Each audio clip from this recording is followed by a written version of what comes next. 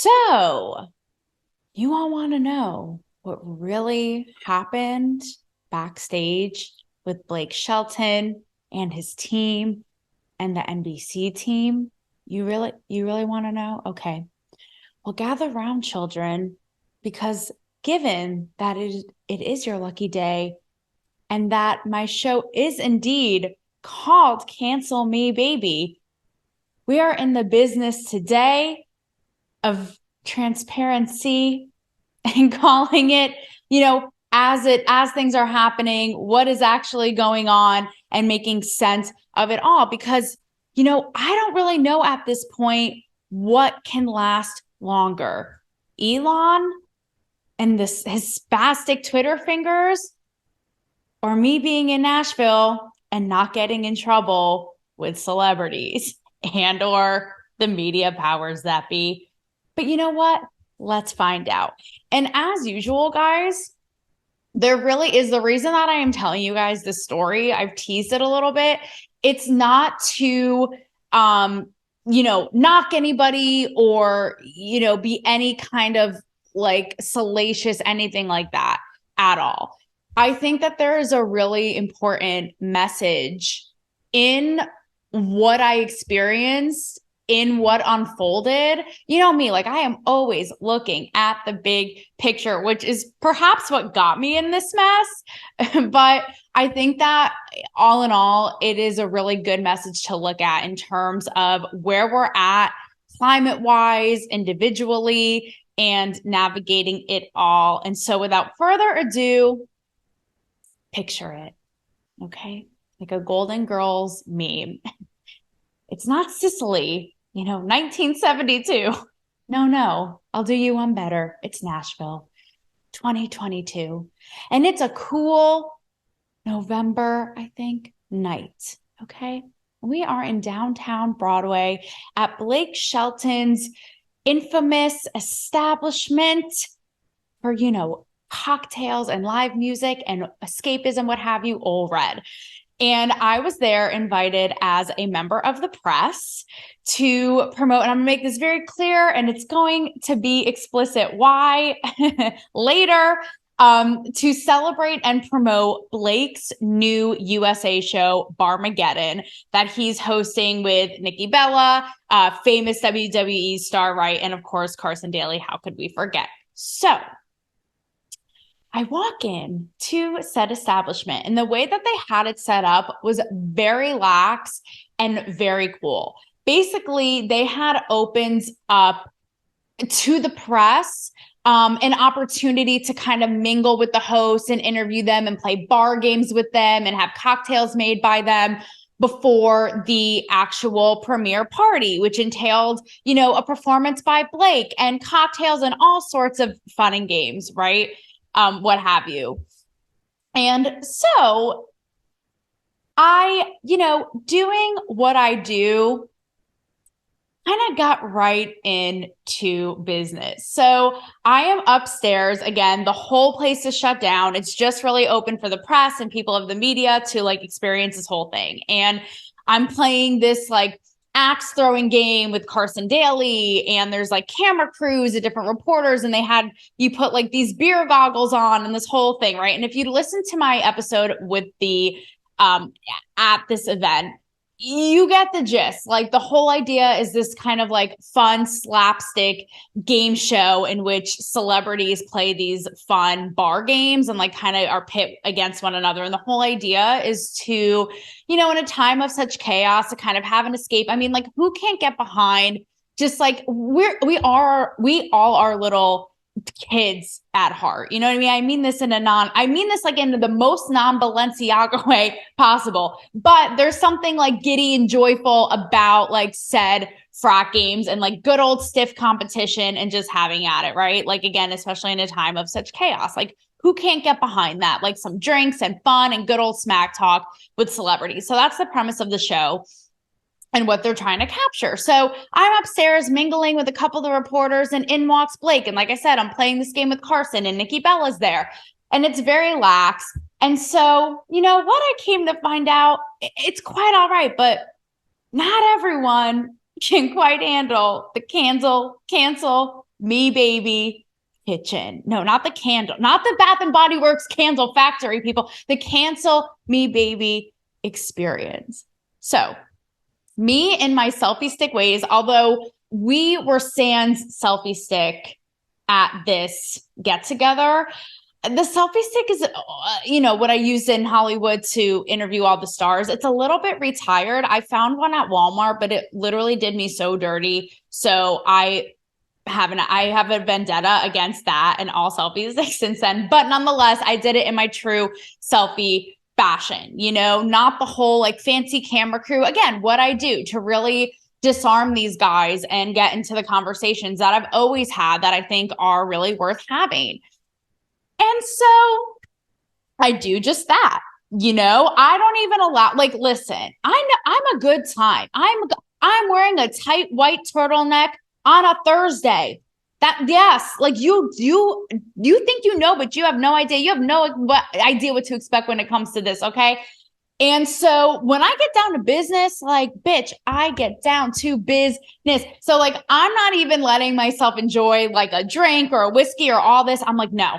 I've been around this rodeo enough times to know, like, you got to strike when it's hot. And like when Blake Shelton is having a beer and he is right there next to you, like in all Blake Shelton form, you got to strike when it's hot and like take the moment by the balls. You know what I mean? Like not Blake Shelton by the balls, because we're not trying to get me too'd here. Although I think mentally I did kind of take him by the balls, which he wasn't expecting. We're going to get to that. So all that goes to say, I kind of just got right into business. Cause like, if you miss your moment with these people, like it is gone, like literally evaporated into thin air, wicked witch of the West, you'll never see them again. I've experienced it so many times. So all that goes to say, didn't even let myself, kick my feet up. I just like got right down to business, made sure I got my interviews and got it done and had the conversations with these guys I wanted to have, each of them, Blake and Nikki and Carson, right? So I'm thinking, and yes, if you're wondering, like, what is the tea? What is the tea, girl? You think, again, I have said that we all want what we can't have. I've said this before. Do you think I'm going to give it up that easy, people? No. Okay. We are going to pull a White Lotus and save the bang for the end, for the finale, if you will. Okay. That none of you saw coming. So I'm going to reveal exactly what I talked to them about that caused this whole mess in a bit. Hang tight. Okay. Little bit of a cliffhanger in this bitch. And so then I thought, I accomplished what I came here to accomplish. I got my interviews. I'm going to enjoy some good whiskey. I'm going to enjoy some whiskey. I'm going to watch this sound check. Like it is Woodstock all over again. Like it is the best thing I've ever seen. And, finally just kick my feet up and, let my hair down, so to speak. So that's exactly what I'm doing. I'm all like accomplished. I'm feeling so great because I just had 3 great interviews, enjoying a whiskey at Ole Red in Nashville. Again, only been here for about 3 months. Does life get any better? It surely doesn't, okay? Because I'll tell you what played out. You know what I mean? It's like you always are just kept on your toes because when you think stuff's good, then something just comes in and really gives you a reality check. And that's exactly what happened. So I'm sitting there in all my glory, resting on my laurels. And who comes over but the event publicist? And she says to me that essentially the talent wasn't all the way comfortable with what I had asked them. And went to the PR about it, basically being like, what actually just happened? Like this girl came in here, guns blazing, my head is spinning. And essentially the publicist had requested that I not run any of the footage, period. Like talk about evaporating into thin air, like as if it's Inception, as if this never happened, as if I had to have self-imposed amnesia and go back in time like Marty McFly for 30 minutes. What? So I'm just trying to stay calm, cool, and collected. Because in my mind, I'm like, wait a minute, these were like such great conversations. What went awry? And I'm also getting severe PTSD from when I dealt with this in Hollywood on the reg, right? So in my old days, I like when I was in, LA, because I feel like back then I dealt with stuff like this all the time, you know, with either not so much the talent themselves, but with their people, being like, you know, what just happened? I don't want to run this. I don't want to run that. And, you know, really carefully curating what is put out there about them. Right. And I'm going to explain this, but I could get that, especially in this day and age. Right. So instead of like going off the wall, like I have done this in LA where I full blown like went crazy on these bitches. I feel like back then I would have been so like aggressive and defensive and been like, what? And I just stayed calm, cool, and collected. I'm like, okay, how about like, what is actually going on? What is the issue here? What happened? Like, let's fix this. Like, I want to make everybody happy that here. Like, let's compromise to where everybody wins and everyone's happy. So first of all, in my mind, I'm thinking, I'm not going to not run this footage. And number one, there was nothing that crazy enough to where, again, I could get it. I could get because of the climate we're in, but literally like, you would think that it was like, so the gangbang that I had the other day on the roof of Luke Bryan's bar, like it was nothing even remotely, you know, it was totally common sense, rational, sane, like conversations like we have right in day to day. And so I make a compromise and I say, okay, how about we watch through all the footage? And because that's the other thing, I have done this long enough to know that if I had sent them the footage, say on email or something, they could easily just be like, it just takes the human out of it. And they could easily just be like, don't run this, don't, you know, put the kibosh on it. And I'm thinking to myself, we're all here, we're all in one room. Let's kind of like get it over with and get to the bottom of it. So I say, why don't I watch the footage with you guys and we'll compromise and we'll decide on what to air and what not to air. So, and also like sidebar, I could have been a total dick and like the footage was already mine and they know that. So if I was really an asshole, I could just be like, sorry, Charlie, like it is what it is, buddy. Like it's going out there on the airwaves and I could have just aired it and not cared. Right. But I wasn't going to do that. I'm like, it's not worth it to get them mad, to ruffle feathers. And in the end, like, and I told them this too, I'm never trying to make anybody super uncomfortable or make them look bad, which by the way, none of this makes any of them look bad, which, you know, we all agreed upon. So what have you is, you know, me upstairs at Ole Red while this whole party is going on, backstage, okay, with Blake Shelton's publicist, the NBC publicist, and the event publicist. In my 8 years of doing this, I have never experienced anything like it. And so, you know, again, it's not over to the fat lady sings people, and you think you've seen it all, and you don't. And so I come to learn, and also like how awkward, like you think that it is awkward listening to your own voice on a voicemail. Do you know how awkward it is to watch your interview with Blake Shelton in front of his and two other big, important publicists of something they're already completely furious and pissed off about? Like truly the most awkward thing of all time, right?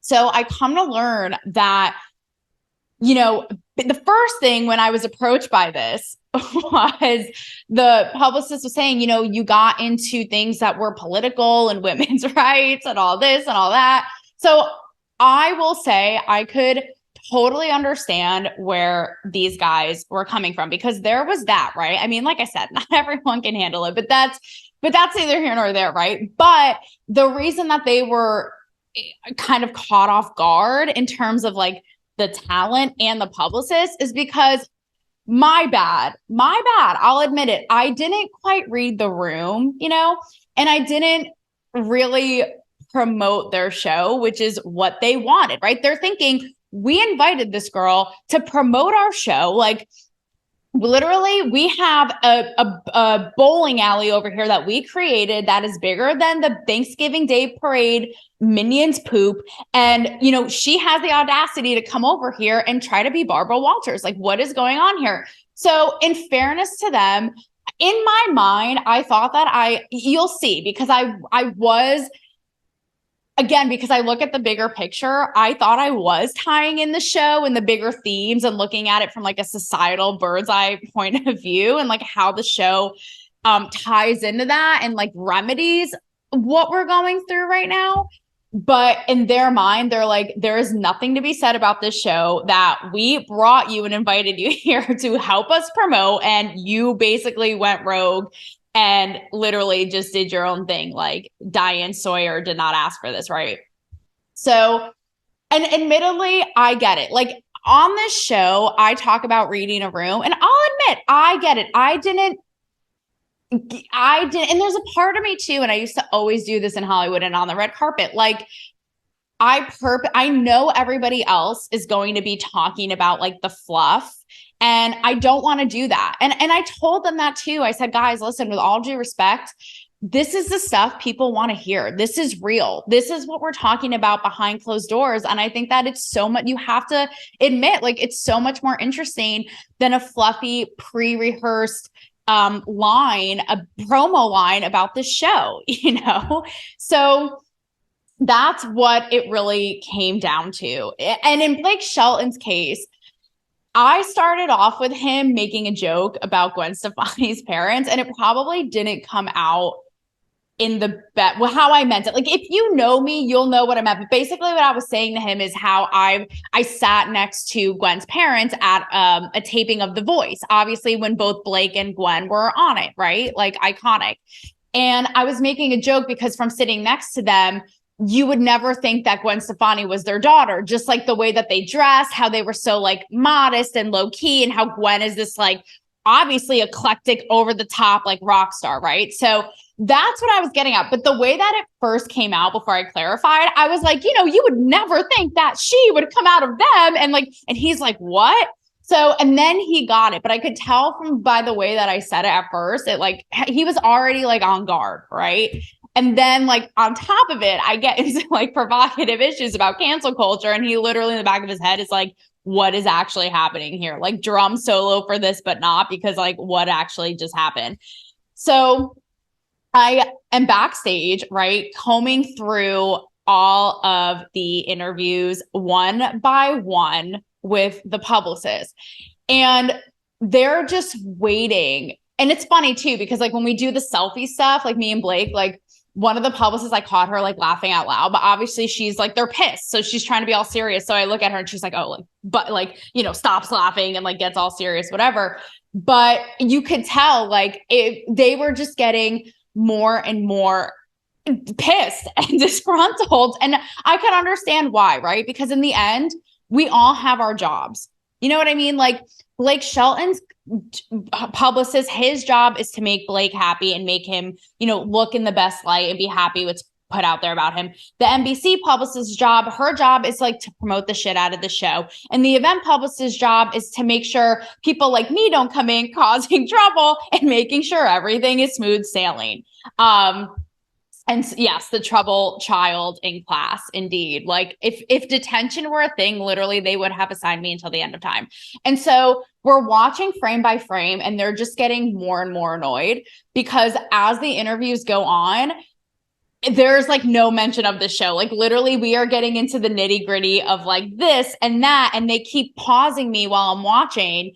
And they're like, I don't understand what this has to do with the show. And I am like, you know, because I'm so I was already like this, but especially like with what I'm doing with Cancel Me Baby and like bringing these conversations to light, I'm so on my mission. And so I would say like respectfully, I disagree. I think it does pertain to the show and here's why. You know what I mean? So like I did go toe to toe, but in a respectful way. And again, in a way that had I been in my like more amateur LA days, I think again, I would have been a lot more defensive and immature, but I'm glad that I handled it, like stood my ground, but also again, not to pat myself on the back, but to really try to compromise when in my head, I have like such a sole focus and mission of like, let's just do this. Right. So literally like the most awkward thing you could, like you thought 7 minutes in heaven was awkward. This was like 7 minutes of purgatory in the chambers of Ole Red. Okay. But again, could totally understand where they're coming from. And it's a good lesson to read the room. Right. So we're going through like frame by frame and they're like, all right, you could use this. Okay. You could use that, but see, I don't see how this has to do with anything. And we come to, you know, a bit of a compromise. And so you might be wondering, well, Taylor, we've been listening to this lady. What did you dig up from the grave of literally Bette Midler's original Hocus Pocus character that these people were all so, you know, uncomfortable? So the reason, again, they're going into this thinking they're going to be talking about Pong and Flip Cup. And I'm like, so let's talk about women coming up in the entertainment business and a man's, you know, what people say is a man's, you know, whatever. So who should we talk about first? So I'll just give you a quick summary, right? The first one, let's say, was Carson. So Carson Daly, I am talking to him, given that he's hosting the show. And obviously, like I talk about how I grew up watching him and idolizing him and literally imitating him on tape and home videos. The receipts are going to be, you know, emerged and unearthed. So look out for that. But I say, with that said, you know, and he's hosting the show now, I ask him, like, how fascinating, because we hear a lot in the dialogue and in the mainstream in any sector, right? It doesn't have to necessarily be TV hosting and media and entertainment, but like women breaking through in what was a traditionally like man's world or man's role. And that whole thing, we hear about it all the time. I mean, think about it. We hear about it in politics. Look at like Kamala Harris, whether you love her, hate her, whether her laugh literally brings you to your own purgatory, being the first, you know, female VP, like all these things, right? It's across the board. And so I talked to him, like, how interesting from your vantage point, being a guy who did come up in this. And I tell him, like, even now I look to the people like Bill Maher and, you know, this and that, and yet like Howard Stern. And I even catch myself saying, like, oh, I want to be a female Bill Maher. And it's like, well, no, why is it female? I just want to be like a Bill Maher and even better, right? So I really pick his brain on that whole thing, like his vantage point of coming up as a dude, perhaps with an advantage. And what we're seeing now, like that conversation of like women entering this space. And we too, of course, talk about like the importance of the show and like how much we can all disagree and how much conflict there is. But at the end of the day, like, can't you just agree to like kick back together and like get a beer after having an argument? You know what I mean? Like, so we talk about that. And then I also talk to him about how if he misses like the TRL days when it was a little bit more of the Wild West and like anything goes. And, you know, like you know what I mean? Like the good old days, right? Like the things that I would have done to be able to be in the flesh of that TRL studio, but I wasn't 18 yet and I'm still pissed about it. And yes, I ended up being in the TRL studio when I worked in that building for VH1 and MTV, and it wasn't nearly as satisfying, I hate to report, as it would have been in TRL. But I ask, you know, do you kind of miss those days of like when anything goes and it's just like carefree and like people were just off the rails, batshit crazy, you know, like it was just everywhere. And like the good, you know, Limp Bizkit, Eminem, like all that crazy shit. And he actually answers that, and he talks about like why it's better now because people are talking about things that they haven't, you know, traditionally in the past and all this, right? So that wraps it up with Carson. And by the way, like I have all of this footage, so we'll TBD. Nikki, now she and I get into a really fascinating conversation of kind of what I was just saying, right? Like that line of how do we kind of dance that dance of being acknowledged as a female breaking through in something, like, you know, for her, like a female wrestler in WWE and like now of the female co-host and like my goals of being, you know, a big voice in media and entertainment and like a talk show host, right? And there's a line because it's like, you don't want to be like, I'm a female this, like, but getting put in that box again, like a female Bill Maher, you know what I mean? But at the same time, acknowledging that, yes, we look around and it is very much monopolized by men still in a lot of ways, right? So kind of like acknowledging those things. Like, I don't want to be the female this, but yes, there needs to be more of us.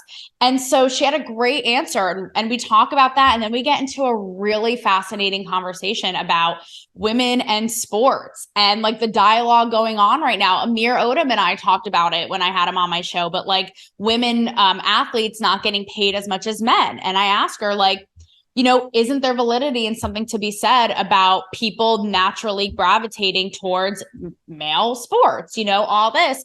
And she answers that. And then I talked to her too about at the end, how we see female athletes. It's like a theme I talk about here all the time, but playing up multiple aspects and attributes of themselves when they're performing. So, on the show, I really like to advocate, of course, as you know, for playing up, physicality and beauty and what makes you feel sexy and empowered, and also your intellectual side and brains and thoughts and ideas that, you have to bring into the world and creations. And in her case, like, I talked to her about, how you see female athletes like doing their thing and kicking ass and like such athletic excellence. You'll even see it in the Olympics, right? But they'll like have their makeup on with like a winged eyeliner. So she talks about that and like the power of bringing both of those things together. And lastly, I talked to Blake Shelton, kind of about, again, the overarching idea of this show coming in a time when, and the show it brings people like from all over the country, from all walks of life to like compete, because it also brings into the fold like viral stars and stuff. But I asked him, like, between like owning Ole Red, where people are coming in and out, of course, like performing, everywhere, a show like this, like, how do we have more in common than not? Like, what do you see performing and performing for and entertaining like these people from all walks of life? And like, what do you make of this divide and all of that? And then and then we get into the culture clash in country music. So like which I've explored, the old versus the new, and, the traditional versus the woke and what have you, and what's PC and what's not. And he had such a great line, I thought. And he basically says, something I always express here on the show, which is country music should never be PC. It's art. And if people don't like it, to hell with it, basically. Like, you do you, and it should never be about politics or what's politically correct, right? So there you have it in a nutshell. So note to self, read the invite thoroughly, right? And again, not that on the invite it's like explicitly talk about this, people. But I get it. They wanted to promote their fun bar show, and here I am in there, like, it's 60 minutes, with a side of tequila, neat. Or in my case, whiskey, actually. I don't know why tequila was a Freudian slip. I'm really upset about that. But all that goes to say, this is why I was so adamant with the publicist in a non-combative way about why this is what people want to hear and see. And to a degree, they didn't even argue that. They were like, look, we're not knocking your platform or what you're trying to do, but like, this wasn't the venue or the space, right? And so I think that it goes to say, like, how important it is to be having these conversations, because they hit close to home for all of us. And again, I do think that it's what we're seeing and consuming and how we like interact. Like, say you're a woman in the workforce and like, trying to carve out a job role or this or that, like all this, like, or you disagree with your aunt over Thanksgiving about like the level of Trump's tan that day. Like, it really like trickles down and affects us all on a day-to-day, these celebrities obviously included. So, I won't back down when it comes to that. I think that obviously this is what we want to see and what people are talking about. And it also, like, I have to say, even though, like, in a way, it's kind of funny, right? Because it's a little bit of a meta moment, because I feel like in a way they did kind of try to cancel, quote unquote, cancel me by at first, like, their knee jerk reaction was like, you can't run any of this footage, and basically try to like not put what the talent said or what I said out there. But in a weird way, it also kind of made me proud because when you are the trouble child, it's almost like you know you're doing something right. You know what I mean? Like, I'm not saying you should go out here like pissing people off left, right, and sideways. That's just obnoxious. And that's never what I'm trying to do. But it even like, even reading about all the Twitter files, it cracks me up because what we also had agreed upon is that once I cut the video, which is the episode I posted on Wednesday, they would have to see it before I posted it to get final approval. Now, technically, I don't have to do any of this, but again, I just wanted to do the right thing and stay in their good graces, right? Like, there's no reason to, when I was the one, admittedly, who didn't necessarily read the room and make it more about their show, and help promote their show, I wanted to be, you know, to be cordial with them and cooperative. But it was funny because, but yeah, so they said before you air it, we have to like see what you edit and give it the green light. And there's like a subject like Barmageddon videos, you know, and reading all the Twitter file stuff, it's so funny because they're playing out at the same time. And while my thing obviously is like a very baby microscopic back there backstage at Ole Red of what's going on with the exposed Twitter files, it was so funny because when I was reading them and reading these emails amongst Twitter execs that have now been exposed, and how in the subject it'll be like confidential, you know, New York Post story. It so reminded me of like this moment right now and the thing like Barmageddon videos, you know. But, you know, it just makes me think like, if you are, you know, doing something that isn't like everybody else and that has something to say and that gets people like a double take, like, whoa, like, wait, what just happened? This isn't like everybody else. It's almost like you're doing something right because nobody else is doing it. Right. And so to that, I say, chin chin to the trouble children. And of course, even the bigger point of why it's so important to have these conversations is because of what just played out and what just happened, how everybody is so terrified of, and nothing they said was problematic at all. In fact, it all made them look like in a great light, like totally diplomatic and fine. And it just goes to show how terrified and, you know, uptight, understandably, people in media or not are. Everybody is so scared right now. And it's just so reflective of our crazy climate. And what I'm really trying to combat with the show, it's like, Jesus, like, let's just have our thoughts. And if someone has a problem, to hell with it. Like, let's keep it moving and be able to hear each other's thoughts, for crying out loud, you know, and be fuller and realize like the world isn't only thinking what you're thinking. You know what I mean? So why we need to have these conversations and accept different views from people even more, because look at what it's creating. Like, nobody wants to be caught saying anything remotely, you know, interesting or controversial. So that's why I say, you know, we have them even more.